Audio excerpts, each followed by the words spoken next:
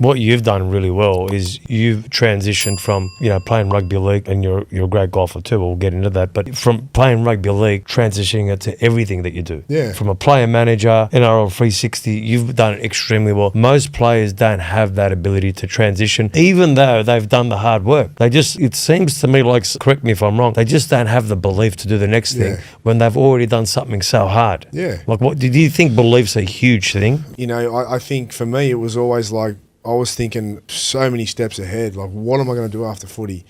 And media was one I thought early 20s, and journalism or whatever, presenting and hosting. But, you just you get caught in this bubble. And sometimes these guys, these athletes, and I would assume would be globally, they get picked up by clubs from local country towns or Queensland, so they move away from their families.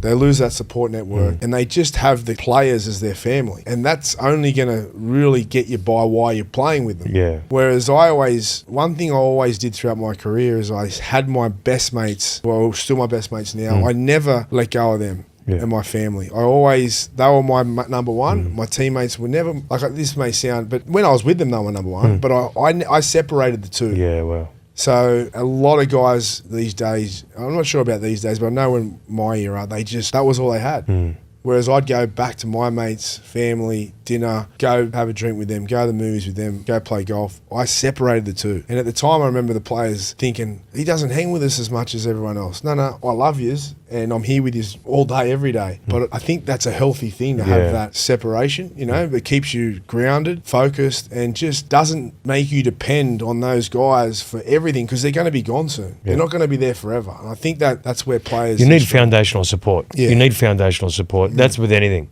I think you got to have your go-to individuals that are going to help you out, and the ones that you trust that have no bias, that you can go, I'm just going to hear the truth here. My mates here are going to say, don't worry about it, man, don't worry about it. So I think most people have to understand who's your foundation. Look, some people don't have great families. A lot of families are dysfunctional. But then you got to go... Find a mentor. Who in the club is someone I would like to be like? Who would I want to emulate? Let me ask you a question. Is it that sometimes the head coach, the trust in the assistant coach, like do they feel like, hey, this guy might take my job if I trust him too much? You have to trust him. You have to, but in Brian Smith's instance, do you think he couldn't let go? He couldn't let go as much? Oh, I'm not sure. I'm not sure about that. I think he had a good dynamic there with Robbo. He trusted him. He didn't think he was taking his job. We've seen it. We saw it with the South, with Demetrio and Semi Burgess. Yeah. I think that's why it's really important who you get as an assistant coach, because you don't want to be looking over your shoulders. Yeah. In saying that, if you are comfortable in your role and confident as the head coach, you shouldn't be looking over your shoulders anyway, and you should really be taking anything on board from those who are going to help you and even take pressure off you. And that's where Wayne's so good. He gets it right every time. He's got the right assistant who looks after the technical side of things, the strategy, and he really focuses on game day, man management, making sure the players are up at the right time, and they're making sure they're all happy. Because there's 30 players. Yeah. You got a whole week to get through and get to 30 players. It's not easy. You need your assistant. You need your assistants. So then if your assistants obviously is coming up a game plan, you're a good man manager, that's going to make a massive difference in the outcome of the game. Yeah. Obviously, you got a lot of slack for not getting Cameron Munster to the Dolphins from Wayne. Yeah. Did Wayne ever reach out to you? Because I respect Wayne so much, I've got to be careful what I say. If I told the truth, which I don't really care, so I'll tell it how it was. So Wayne, we go back because do you remember the Grappa incident? Do you remember that? Yeah, I do. I'll quickly Were you there? touch on it. So he got that was during COVID. Right? Yeah. So during COVID, he wasn't supposed to leave the team environment, let alone go to a restaurant. And I had Lachlan Elias there, who was only a kid at the time, and we were celebrating a deal that he'd done with South, and Wayne was the coach. Yeah. And Lockie wasn't in the full-time squad, so he was allowed to leave. He wasn't in the bubble. So he came, we met with Lockie at Grappa. Anyway, Wayne walks in to Grappa with his missus and some other bloke, and I'm thinking, why the fuck is he here?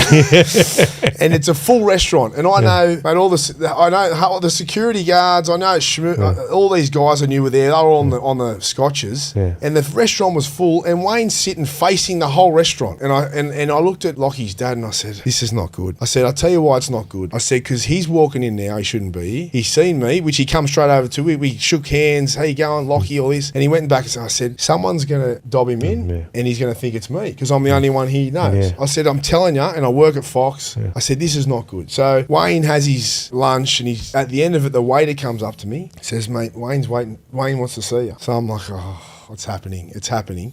I go out and Wayne's like, listen, mate, I'm not supposed to be here. I said, I know you're not. I said, I'm not going to say a word. That's anyone who knows me, mate, cross my heart. But I said, mate, there's a lot of people here. I'm just telling you, I will not say a word.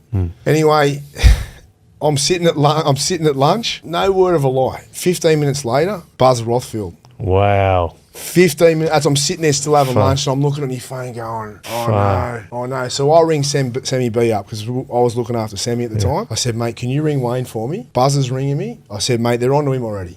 I said, this is what's happened. Blah, blah. Sammy goes, sweet lad, I'll call him. So he calls him. Buzz just relentlessly called me for 24 hours. He knew, you know, and the next morning I answered it and he goes, Braith, how you going, buddy? And I'm like, what do you want, Buzz? Like I knew it. And he goes, were you at Grappa yesterday? And I said, Buzz, I just said to him, I don't want nothing to do with this. Don't ask me any questions. I said, see you later. And that was it. Anyway, it comes out, Wayne's a Grappa. He got in trouble over it, blah, blah. I tried to call him, wouldn't answer the phone. He told South and media outlets that it was me, and he just sort of tried to palm this off to me like it was he threw me under a bus. And I love like I've only ever looked up to Wayne, didn't know him that well because I never played under him, but it was disappointing, and he just took no ownership for it, and no one's going to give a fuck about me because Wayne's the king, right? So I didn't make a big deal out of it. I just let it go, but deep down I was like, come on, mate, like that, you know, at least take a phone call from me and man up. He wouldn't even man up on the phone.